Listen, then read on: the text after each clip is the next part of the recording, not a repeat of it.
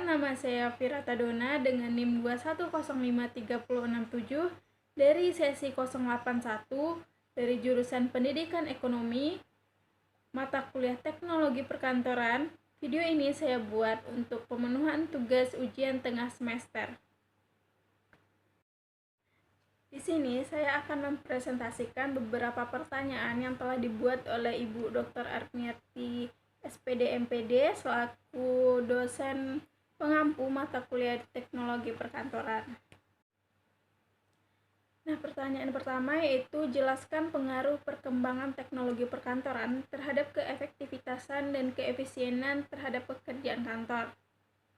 Di mana pada era digital ini kita mengetahui teknologi tidak dapat dipisahkan dari kehidupan manusia, mulai dari proses pengadministrasian, memperoleh informasi, maka teknologi mempunyai dampak yang baik bagi keefektifan dan keefisienan, baik itu bagi perusahaan ataupun yang lainnya.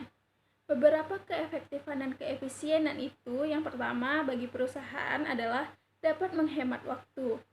Jika pada saat dulu penerimaan dan pengiriman surat dapat berbentuk fisik melalui pengiriman melalui kurir, maka saat ini hal tersebut jarang digunakan lagi karena melalui perkembangan zaman, hal tersebut digantikan oleh teknologi yaitu berupa faksimiles dan juga email yang mana dapat menghemat waktu dalam pengirimannya karena melalui email dan faksimiles ini menggunakan waktu yang cukup cepat dan dapat mudah diakses. Yang kedua yaitu dapat meningkatkan produktivitas kerja. Seperti yang telah saya jelaskan pada poin pertama, jika penghematan waktu dilakukan, maka karyawan tersebut yang menjadi kurir dapat dialihkan untuk menyelesaikan pekerjaan lainnya, sehingga pekerjaan lainnya dapat terselesaikan dengan baik dan cepat. Yang ketiga itu memudahkan pekerjaan dan hanya membutuhkan tenaga kerja yang sedikit. Jika dibandingkan pekerjaan yang dilakukan secara manual, maka dengan menggunakan teknologi yang ada sangat membantu. Contohnya, saat ingin menulis surat yang sama dengan jumlah yang banyak dilakukan secara manual akan membutuhkan waktu dan tenaga kerja yang banyak. Maka dengan menggunakan teknologi seperti komputer dan mesin fotokopi, maka dapat mempermudah pekerjaan dengan sedikit tenaga kerja. Yang keempat, dapat menghemat biaya operasional. Seperti yang telah saya jelaskan pada poin ketiga, jika menggunakan teknologi akan membutuhkan tenaga kerja lebih sedikit, maka perusahaan dapat menghemat biaya operasional tenaga kerja. Yang kelima, meningkatkan kualitas dan kuantitas hasil kerja. Dengan menggunakan teknologi, hasil output akan memiliki bentuk yang rapi, seragam bentuknya, dan dapat digandakan dengan mudah. Contohnya, jika melakukan penulisan surat dengan jumlah yang banyak dan sama bila dilakukan secara manual, maka bentuk surat akan berbeda-beda dengan kemungkinan atau risiko kesalahan yang lebih tinggi. Dengan menggunakan teknologi seperti komputer, pembuatan surat dapat dilakukan dengan mudah dengan bentuk yang seragam dan dapat mudah digandakan baik itu melalui printer ataupun mesin fotokopi. Pertanyaan yang kedua yaitu jelaskan manfaat yang dirasakan dengan adanya kantor virtual.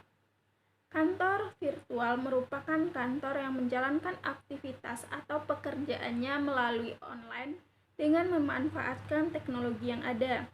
Dengan adanya kantor virtual ini memberikan dampak positif terhadap perusahaan, yaitu dapat menghemat biaya sewa gedung perusahaan.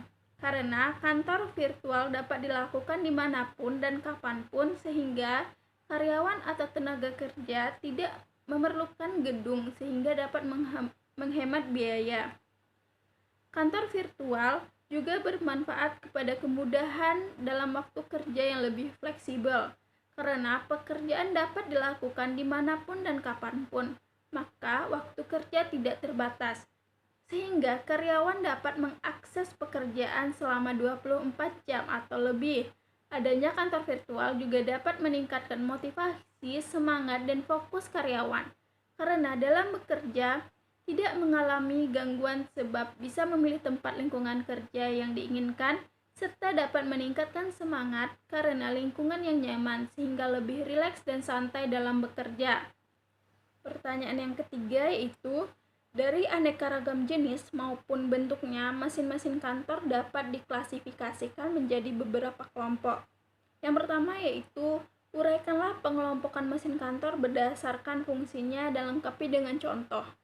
Yang kedua, uraikan pengelompokan mesin kantor berdasarkan tenaga penggeraknya dan lengkapi juga dengan contoh.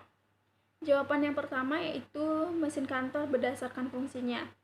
Mesin kantor berdasarkan fungsinya diklasifikasikan menjadi 8 bagian.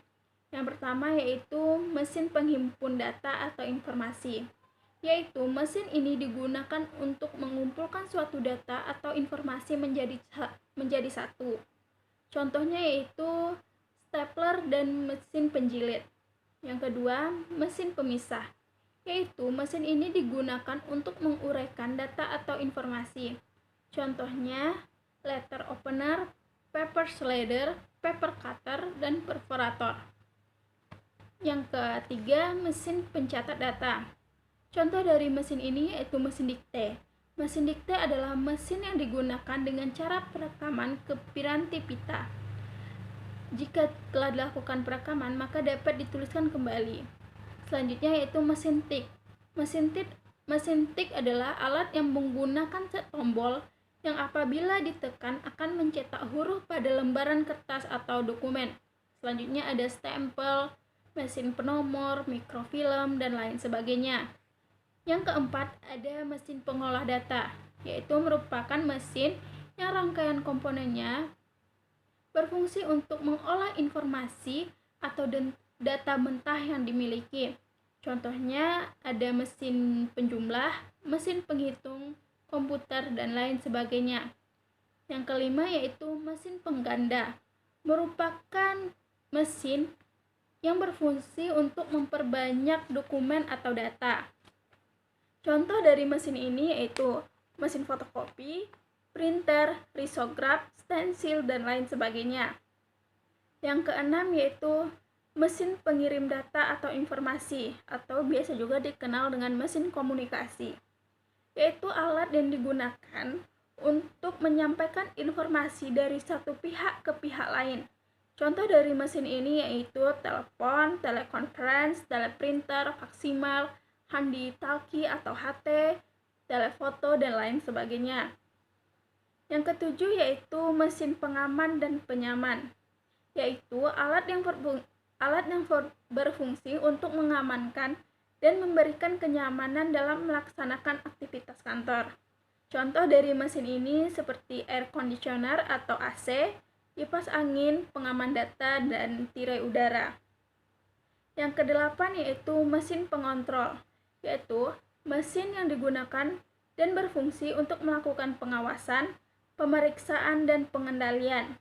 Contoh dari mesin ini seperti mesin absensi dan juga CCTV.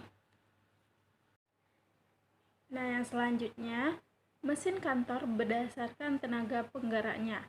Mesin kantor berdasarkan tenaga penggeraknya dibagi atas dua. Yang pertama yaitu mesin manual, yaitu mesin yang dijalankan menggunakan tenaga manusia. Contohnya seperti stapler, pemotong kertas, gunting, dan lain sebagainya. Selanjutnya ada mesin listrik. Mesin listrik yaitu mesin yang dijalankan menggunakan tenaga atau daya listrik. Contohnya seperti kipas angin, printer, komputer, dan lain sebagainya. Pertanyaan yang keempat yaitu, jelaskan cara pengoperasian dari mesin penghancur dokumen dan mesin laminating.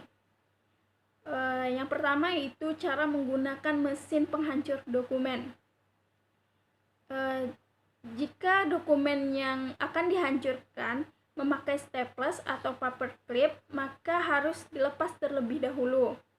Jika tidak, akan menyebabkan mesin penghancur rusak dan tidak bisa dipakai. Yang kedua, memasang stop kontak atau steker untuk menyalakan mesin. Dan yang ketiga, menekan klik tombol on pada mesin penghancur. Yang ketiga, masukkan kertas pada mesin. Jika telah selesai, maka klik tombol off untuk mematikan. Yang keempat, jika ingin membuang atau mencek hasil potongan kertas, maka buka tempat pembuangan kertas yang ada di bawah mesin. Selanjutnya, cara menggunakan mesin laminating. Yang pertama, pasang stop kontak atau steker untuk menyalakan mesin dan klik tombol on. Yang kedua, atur temperatur suhu mesin sesuai ketebalan kertas yang akan dilaminating. Jangan terlalu panas karena dapat melelehkan plastik laminating. Yang ketiga, setelah suhu mesin diatur dan tombol on dinyalakan, maka tunggu beberapa menit untuk siap menggunakan mesin. Ditandai dengan lampu yang mulanya berwarna hijau berubah menjadi warna merah. Yang keempat, masukkan kertas yang ingin dilaminating menggunakan plastik khusus laminating ke dalam mesin. Yang kelima, tekan tombol off untuk mematikan mesin. Pertanyaan yang kelima yaitu, bila lebar kertas adalah 100 hentakan, jelaskan bagaimana mengetik sentring untuk kata Universitas Spasi Negeri Spasi Padang. Jawabannya yaitu cara menulis di mesin tik untuk menulis sentring Universitas Spasi Negeri Spasi Padang. Yang pertama yaitu, siapkan kertas yang digunakan untuk mengetik dan letakkan di posisi gandaran dengan tepat. Nah, yang kedua yaitu, letakkan pinggir kertas pada skala 0. Yang ketiga, untuk membuat sentring Universitas Spasi Negeri Spasi Padang yaitu, yang pertama, hitung banyak huruf termasuk spasi. Pada tulisan Universitas Negeri Padang termasuk dengan spasinya terdapat 25 hentakan. Maka 25 hentakan tersebut dibagi 2. Maka terbagilah 12 dengan sisa 1. Jika lebar hentakan 100, maka dibagi 2 yaitu 50. Maka tabulatornya diletakkan pada skala 50.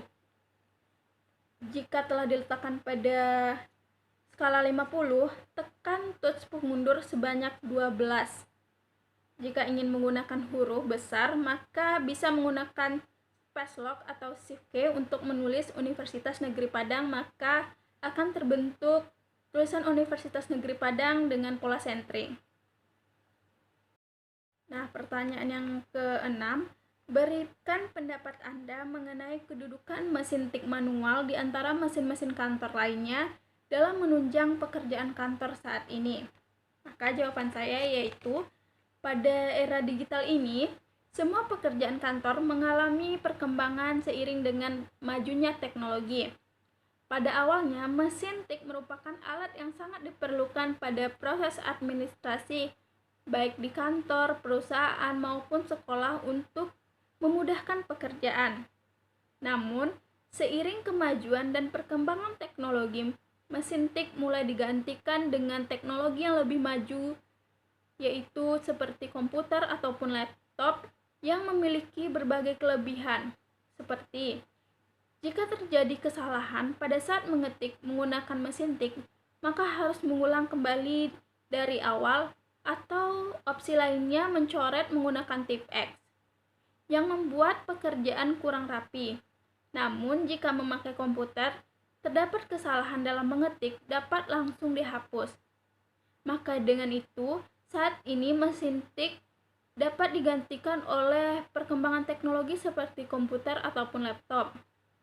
Kelebihan lainnya dari komputer ini yaitu dapat menyimpan data dalam jumlah besar dan dapat memudahkan mencari data dan tanda baca dalam pengetikan komputer lebih lengkap dibandingkan dengan mesin tik. Walaupun begitu, mesin tik masih dipergunakan oleh beberapa perusahaan untuk pembuatan tulisan pada nota, kwitansi, faktur, dan lain sebagainya. Baiklah, sekian video yang dapat saya sampaikan. Terlebih dan terkurangnya saya mohon maaf, dan semoga video ini memberikan manfaat kepada para pendengar dan penglihatnya. Sekian, saya ucapkan wassalamualaikum warahmatullahi wabarakatuh. all that she really wants.